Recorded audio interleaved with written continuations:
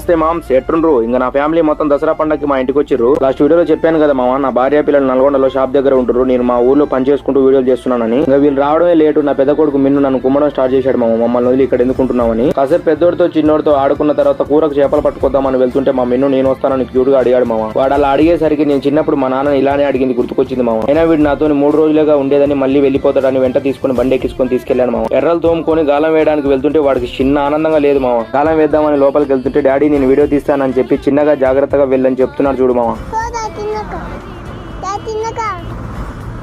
మా మిన్ను గడ్డ మీద కూర్చొని పడిందా అంటుంటే అక్కడ ఒక్కటి కూడా పడకపోయేసరికి అబ్బా ఈ రోజు ఇది నాతో వింత నాటకం ఆడుతుంది అనిపించింది మామ. ఇక్కడ అసలు పడటం లేదని లొకేషన్ మార్చి వేరే దగ్గరికి వెళ్ళిపోయామా. ఇక్కడ గాలం వేయడమే లేడు మామ. ఆగకుండా పొట్టు పడ్డాయి మామ. మేము పడుతుంటే మిన్ను అన్ని బస్తాలు వేసి అలసిపోయి ఒక్క దెబ్బకి వాటర్ తాగుతున్నాడు మామ. చేపలు మేము పడితే చెమటలు మా మిన్నుకు పడ్డాయి మామ. ఇంటికి వస్తుంటే బాగా అలసిపోయి దారిలోనే నిద్రపోయాడు మామ. ఇన్ని చేపలు పడ్డాయని సంతోషపడాలో ఆ చీకట్లో వీటిని క్లీన్ చేయాలని బాధపడాలో అర్థం కాలేదు మామ. కామెంట్ లో కొంతమంది ఎందుకు బ్రో ఆ జిలేబీలు మా సైడ్ అయితే పడేస్తాం వాటిని అంటారు మామ. నాకు తెలిసి 100 రూపాయలు పెట్టి బాయిలర్ కూడా చికెన్ తెచ్చుకొని తినే కన్నా ఈ చేపలు చాలా బెటర్ మామ హెల్త్ కి. మామ నా ఫ్యామిలీ కోసం వీటన్నిటిని క్లీన్ చేసి వీటితో రాత్రి 12 వరకు కష్టపడి గ్యారలు చేశాను మామ. అసలు ఎలా చేశామో ఎన్ని చేశామో మొత్తం వీడియో తీశాను మామ. అది 2 days తర్వాత యూట్యూబ్ లో అప్లోడ్ చేస్తాను మామ. ఇంకో వీడియోతో మళ్ళీ రేపు.